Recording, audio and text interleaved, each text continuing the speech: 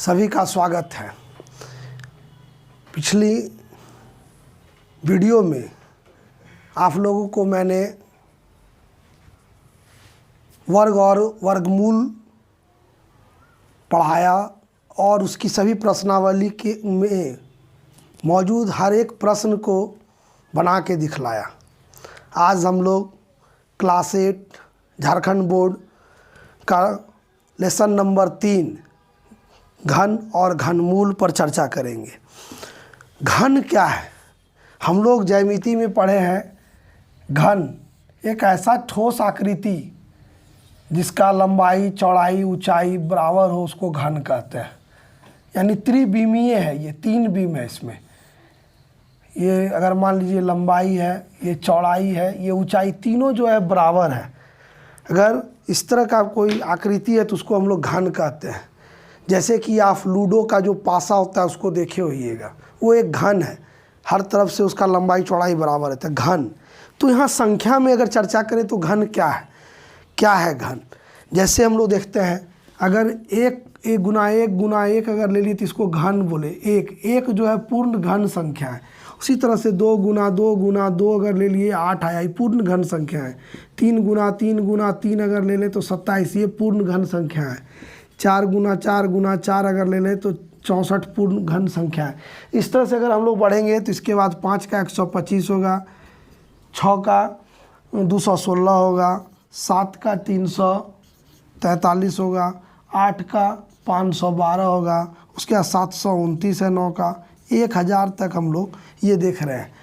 माने 1 से लेके 10 तक में, 1 से 10 तक अगर संख्या का घन करते हैं, घन क्या है तो अब यहाँ से ही देख लीजिए। अगर किसी संख्या को स्वयं से 3 बार, कितने बार कर दें?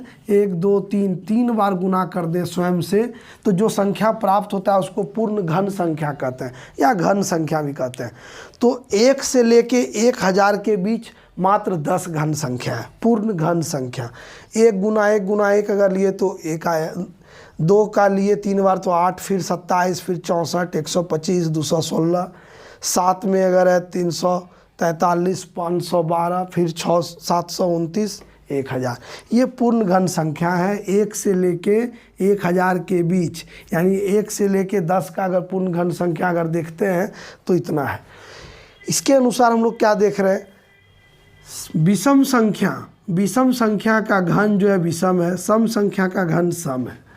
विषम संख्या का घन विषम और सम संख्या का घन सम है। तो ये हम लोग वर्गमूल में भी पढ़े थे, वर्ग संख्या में कि विषम सम संख्या का वर्ग जो है सम होगा, विषम संख्या का वर्ग विषम होगा। यहाँ भी पहला पॉइंट ये है, इसको याद रखना है कि सम संख्या का घन, सम संख्या का घन सम होगा।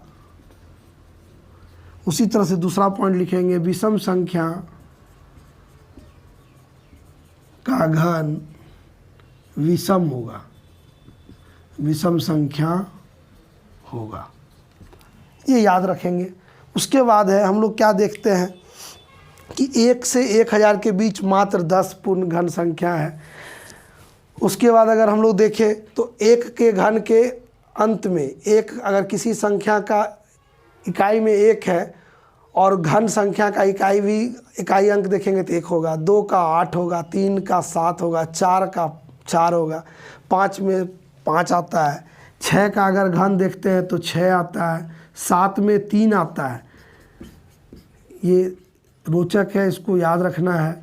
8 में 2 आता है, 9 में फिर 9 आता है। यानी कि अगर इकाई अंक, संख्या का इकाई अंक और घन संख्या का इकाई अंक, अगर 1 है तो 1 आएगा, 2 का 8 आएगा, 3 का 7 आएगा, 4 का 4 आएगा, 5 का इकाई 5 होगा, 6 का 6, 7 का 3, 8 का 2, 9 का 9 और 10 अगर है तो इसमें शून्य की संख्या जो है 3 गुना हो जाता है। अगर 1 है तो 3, वहाँ पे जोड़ा हम लोग लेते थे, यहाँ 3 लेंगे। तो क्या देख रहे हैं? 1 का 1, 2 का 8 तो फिर 8 का 2, 2 का 8, 8 का 2 पलट जा रहा है, 3 का 7 तो 7 का 3, 4 का 4, 5 का 5, 6 का 6, यानी 1, 4, 5, 6, 9 का संख्या में परिवर्तन नहीं होता इकाई में। यानी 1, 4, 5, 6 और 9 का अगर संख्या का इकाई अंक अगर ये है 1, 4, 5, 6, 9, तो घन संख्या का इकाई अंक भी 1, 4, 5, 6, 9 ही होगा। सिर्फ बदल रहा है 2 में 2 का 8 हो जाएगा, 3 में 7 या 7 में 3, 8 में 2, ये बदलता है। क्या आप देख रहे हैं? अब यहाँ पर 1 है, 2 है, 3 है, 4 है, 5 है, 6 है, 7 भी है, 8 भी आ रहा है, 9 भी आ रहा है। यानी कि यहाँ ऐसा नहीं है वर्ग संख्या हम लोग पढ़े थे कि 2, 3, 5, 7, 2, 3, 5, 7 जो है 8 अगर रहेगा तो वो पूर्ण वर्ग संख्या नहीं होगा, लेकिन यहाँ ऐसा नहीं कर सकते हैं, पूर्ण घन संख्या होगी। तो ये कुछ बिंदु था जो हम आपको स्पष्ट बतला रहे थे। उसके बाद है विषम संख्या पे रोचक। वहाँ पे हम लोग पढ़े थे कि क्रमागत अगर विषम संख्या जोड़ते जाए, 1 + 3 तो 4 आ गया, 1 + 3 + 5 अगर जोड़े तो 9 आ गया। तो ये क्रमागत अगर जोड़ते गए तो हम लोग को पूर्ण वर्ग संख्या प्राप्त होता था। यहाँ पर अगर 2 क्रमागत अगर ले रहे हैं, जैसे 1 का घन 1, फिर 3 और 5 अगर जोड़ दिए तो 8 हो गया, फिर 7, 9 और 11 जोड़ दिए तो फिर आ जाता है 27, फिर 9 जोड़ 11 जोड़ 13,